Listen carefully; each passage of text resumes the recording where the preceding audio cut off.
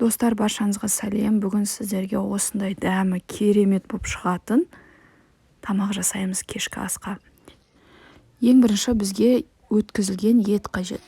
Оған жұмыртқа қосып, дәмдеуіш қосып, тұз қосып, жақсылап араластырып аламыз. Одан кейін осылай домалақта болмаса сопақ істеп аламыз.